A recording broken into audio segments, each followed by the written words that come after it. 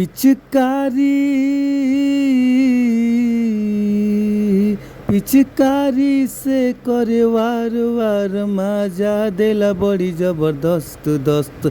होली में देवारावा मस्त मस्त, होली में देवारावा मस्त मस्त। तो जी हाँ, आप सब कैसन बानी? और आशा ना बल्कि विश्वास बा कि आप लोग बहुत ही मस्त होखब जा, खुश होखब जा। और रउआ सबके हम बानी भोजपुरी गायक व गीतकार नीतीश सिंह।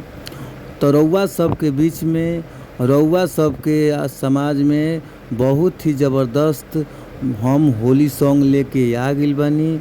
जौना ई होली सॉन्ग ट्रैक पर बाटे, जौन ट्रैक के नाम बाटे ये चीज़ बड़ी है मस्त मस्त। तो आप लोग ये गाना ज़रूर सुन ले होखब जा। ई मोहरा फिल्म के गाना बाटे। तो गाना के बोल ही बा, ये चीज़ बड़ी है मस्त मस्त। तो वही ट्रैक पर ई गाना हम लिखले बानी।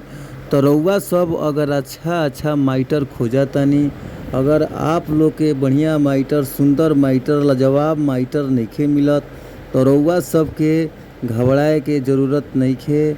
रउआ सब अगर अच्छा माइटर खोजतानी तो ये हमारे यूट्यूब चैनल के सब्सक्राइब कर ली। जौना यूट्यूब चैनल के नाम बाटे भोजपुरी संगीत लिरिक्स। तो रउआ सब हमारी चैनल के सब्सक्राइब कर ली और बेल आइकन घंटी दबावल मत भुलाई जा।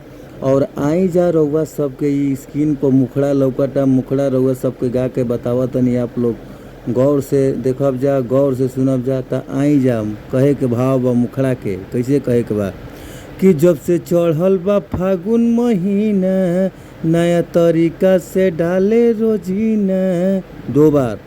जब से चढ़ल बा फागुन महीना, नया तरीका से डाले रोजीना।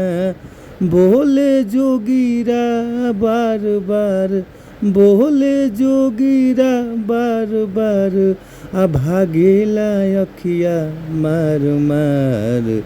आ पिचकारी पिचकारी से करे वार वार, आ मजा देला बड़ी जबरदस्त दस्त। होली में देवारावा मस्त मस्त, होली में देवारावा मस्त मस्त। तो आप लोग अगर ये गाना के चाहतनी तो आप लोग हमार गाना के नंबर पर संपर्क करी, जौना स्क्रीन पर नंबर बाटे।